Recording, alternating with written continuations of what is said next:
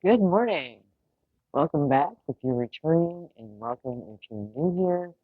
On the older videos, I used to do a daily coaching tip, but we're going to reintroduce that. But I'm kind of restructuring, redirecting, rebranding the channel, so it's now going to be Ish to Ponder. And on that note, I thought we'd start with the Rebel deck. And what I do is just to get a topic is pull a card. They're just Oracle decks. The Rebel deck is really funny though because it's got unicorns and profanity, and I'm a big fan of it. So, let's see what our topic is for today. It's too many. Okay, we'll pick the top one. We'll just go with it.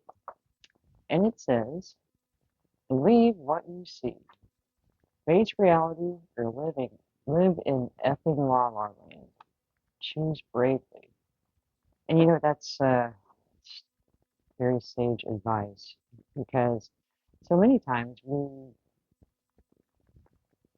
put on our rose-colored glasses and we don't want to look at the reality of the situation because change is hard and change can be scary. And when we refuse to acknowledge what we actually see and try to put a positive spin on it and make something okay that's not, we trade our power. So, for example, if you're in a situation where, like in a work situation, your boss is a jerk. They don't value your contribution. You don't get paid what you deserve. But at the same time, somewhere inside you, you're like, you know what? It pays the bills, and there aren't a lot of jobs around right now. I don't hate what I do, even though you spend every day in fight or flight because you just never know what to expect from your like off-kilter boss who treats you like trash. You're accepting so much less than you deserve, and you're trying to put a positive spin on it so that you aren't forced to take action. And that's the choose bravely. When we face reality, when we actually take a look at it, go, you know what, this guy is a complete douchebag, and I'm tired of being treated this way. I deserve so much better. And then you just accept that, okay, for the next month, 6 weeks, things are going to be rough because I'm going to have to go put in applications, go for interviews, and it's hard. It's hard to transition. It's hard to be the new guy at any job, learn the new culture, start over. And what if you don't like that one either? Well, change your mind, make a different choice, move on to something else. And I know that in our culture, where it's frowned upon if you job hop or your employment history doesn't look like you're a dedicated long-term employee. But there are going to be times when you need to make transitions, and you can explain that. Like, look, I moved, I started this job, it really wasn't a fit. I tried this one. Then I ended up here, and I was here for 5 years. But you have to do what's best for you because you live every day, your day to day, and you experience that and affects you emotionally, mentally. Every part of your day is affected, or every part of your life is affected if there's one part that's off balance. Second scenario, relationships. There is the, I'm trying to think of the name of it. Anyway, there's a psychological thing that we do, or we place value on something because we've contributed to it. Uh, Cost investment fallacy or something like that. Like I just can't quite think of the right thing.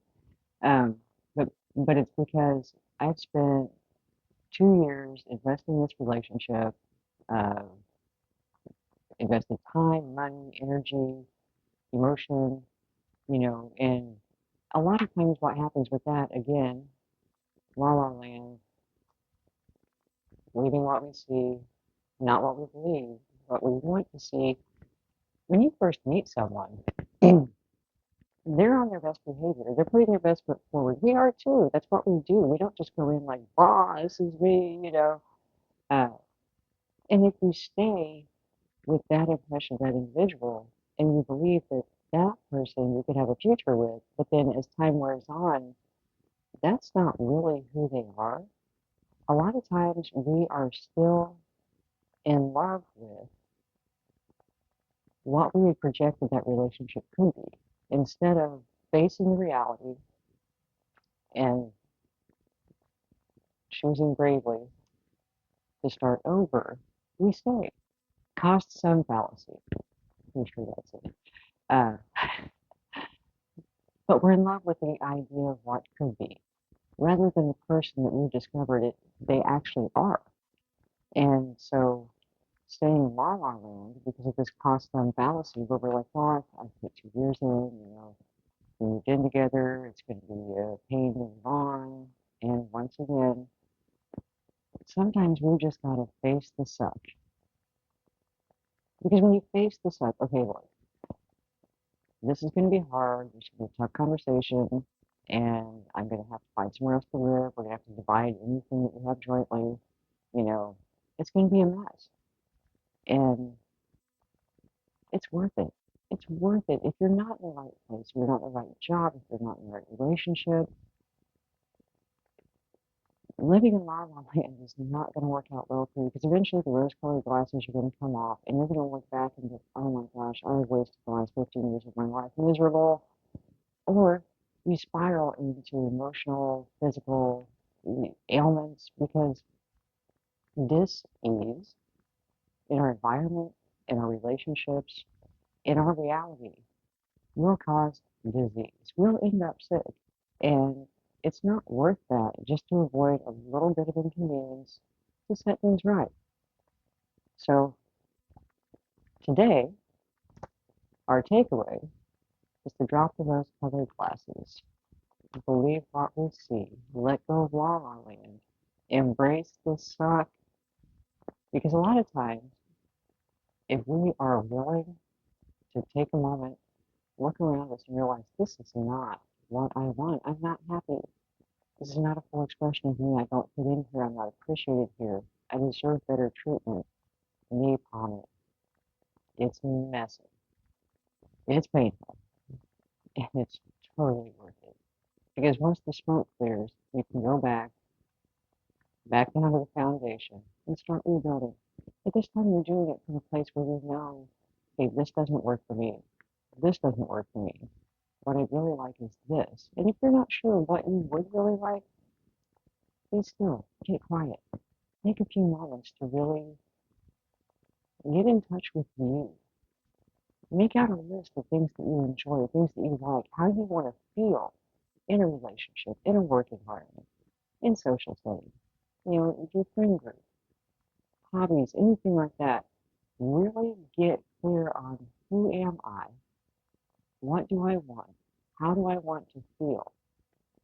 And then you can start taking steps to make that happen. And you don't necessarily want to do it all at once. Sometimes that's easiest. That's kind of my approach is like, let's just blow it all up, clean it up, and start over. Doesn't work for everybody. And it is messy. It is definitely messy. But you'll find it's worth it too. Your future self will thank you for having the balls to take the action that you take to correct the things that aren't right in your life. So, on that note, I wish you a fabulous day, and I'll talk to you soon.